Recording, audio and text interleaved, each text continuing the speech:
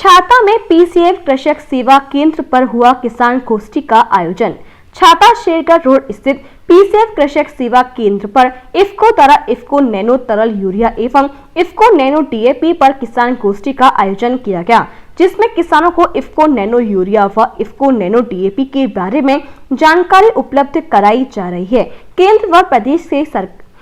व प्रदेश सरकार के निर्देशानुसार इफ्को नैनो यूरिया व इफ्को नैनो डीएपी के प्रचार प्रसार के लिए किसानों को जागरूक किया जा रहा है। वहीं किसानों को किसान गोष्ठी में अधिकारियों द्वारा बताया गया कि नैनो तरल यूरिया एवं नैनो डीएपी के प्रयोग से किसान कम लागत में बहुत अच्छा मुनाफा कमा सकते हैं। वहीं आम डीएपी एवं यूरिया के प्रयोग से फसल की उर्वरक शक्ति कम होती है। वहीं नैनो तरल यूरिया व डीएपी के प्रयोग से खेतों में फसल की उर्वरक शक्ति बढ़ जाती है। किसान गोष्ठी में मौजूद रहे प्रवीण यादव, जिला प्रबंधक पीसी एवं मथुरा सतवीर सिंह, क्षेत्र प्रबंधक एफको सुशील कुमार, केंद्र प्रभारी कृषक सेवा केंद्र छाता सुरजीत सिंह, इफ्को एसएसए कुलदीप चतुर्वेदी, प्रतिनिधि इफ्को प्रायोजन स्थल पीसीएफ कृषक सेवा केंद्र छाता मथुरा। किसान गोष्ठी के आयोजन के संबंध में इफ्को के अधिकारियों ने जानकारी देते हुए बताया। तहसील छाता जनपद मथुरा से चौधरी भगत सिंह की रिपोर्ट। पर क्या कुछ कार्यक्रम किया गया था? आज पीसीएफ छाता कृषक सेवा केंद्र पे इफ्को द्वारा नैनो यूरिया और नैनो डीएपी पर एक गोष्ठी किसान सभा आयोजित की गई है, जिसमें किसानों को नैनो यूरिया और नैनो डीएपी के बारे में विस्तार से जानकारी दी जा रही है कि माननीय प्रधानमंत्री और माननीय प्रदेश सरकार द्वारा जो नैनो यूरिया नैनो डीएपी के प्रचार प्रसार के लिए जो किसानों को जागरूक किया जा रहा है, उसके संबंध में ये गोष्ठियाँ आयोजित की जा रही हैं। आज हमारे बीच इफ्को के क्षेत्रीय प्रबंधक मौजूद हैं, जो किसानों को नैनो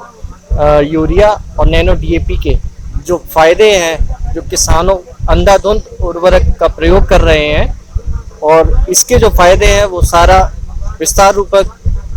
इफ्को प्रतिनिधि द्वारा बताया जा रहा है और इससे किसानों को बहुत लाभ होगा, किसान की खर्चा कम होगा और किसान का जो उर्वरक जो मृदा खराब हो रही है उससे भी बचत मिलेगी। तो इसी बीच में हमारे क्षेत्रीय प्रबंधक इफ्को मौजूद है, वो आपको इस संबंध में विस्तार से बताएं। किसान अधिक मात्रा में डीएपी यूरिया का प्रयोग करता है, क्या कुछ नुकसान होता है उसकी खेती को? सबसे बड़ी दो कारण है, उसमें प्रदूषण होता है। प्रदूषण एक तो वायु प्रदूषण होता है, आप जहाँ डीएपी के 4 कट्टे डालने चाहिए वहाँ 8 कट्टे डाल रहे हैं, यूरिया के 4 कट्टे डालने चाहिए तो वहाँ 10 कट्टे डाल रहे हैं, जिससे कि पानी प्रदूषण हो रहा है, क्योंकि 30% यूरिया ही खपत पौधों को जाती है, फसलों को जाती है और 70% लॉस हो रहा है। नैनो यूरिया का जब छिड़काव करेंगे तो 70% आपका पत्तियों पे अवशेषण के माध्यम से पत्तियों को नैनो यूरिया होगा, जिससे फोटोसिंथेसिस के माध्यम से पौधों का विकास होगा और उत्पादन ज़्यादा होगा। और अगर जो नॉर्मल यूरिया का करेंगे तो उससे किसानों को आर्थिक रूप से भी नुकसान होगा। जी बताएं, जैसे कि इफ्को कंपनी के द्वारा क्या कुछ कार्यक्रम आयोजित किए गए? सर, आज जैसा कि हमारी उत्तर प्रदेश सरकार का संदेश और भारत सरकार का संदेश है कि हम किसानों के बीच जाकर इफ्को नैनो तरल यूरिया और इफ्को नैनो डीएपी जो नया उत्पाद आया है किसानों के लिए, उसको हम प्रचार प्रसार के माध्यम से किसानों तक पहुंचाएं और उसकी प्रयोग विधि और उसके क्या फ़ायदे हैं उसके बारे में किसानों तक बताया जाए। और जो केमिकल फर्टिलाइज़र यानी रासायनिक उर्वरक किसान खेतों में यूज़ कर रहा है, उसका अधिक मात्रा में यूज़ करने से क्या नुकसान है, ये सब बातों को ध्यान में रखते हुए आज यहाँ पीसीएफ सेवा केंद्र छाता में एक किसानों की गोष्ठी का आयोजन किया गया है, जिसमें मुख्य उद्देश्य किसानों को नैनो तरल यूरिया और नैनो डीएपी के बारे में प्रयोग विधि और उपलब्धता के बारे में विस्तार से बताया गया है। और इस गोष्ठी के माध्यम से किसानों को ये संदेश दिया गया है कि हम कैसे कम लागत में अधिक उत्पादन कैसे ले सकते हैं, साधारण यूरिया की टॉप ड्रेसिंग करने से किसान को क्या फायदा है और क्या नुकसान है, और नैनो तरल यूरिया के प्रयोग करने से, जो सीधे पत्तियों पर इसका छिड़काव होगा, उसके प्रयोग करने से किसान को क्या फायदा होगा, इन सारी चीज़ों को आज किसानों को इस प्लेटफॉर्म के माध्यम से, इस मंच के माध्यम से एक संदेश दिया जा रहा है, एक गोष्ठी के माध्यम से। ये गोष्ठी आज यहाँ की गई, कहीं गाँव जाके सर, मैं आपको बताना चाहूँगा इस मंच के माध्यम से इस तरह की गोष्ठियाँ अभी हम अगस्त के महीने में हर ब्लॉक स्तर पर एक गोष्ठी का भी आयोजन हम प्रारंभ करेंगे, जिसकी पूरी रूपरेखा तैयार कर ली गई है और वो अगस्त से प्रारंभ होगी। और यही गोष्ठी का मुख्य उद्देश्य होगा कि नैनो तरल यूरिया DAP और नैनो तरल यूरिया का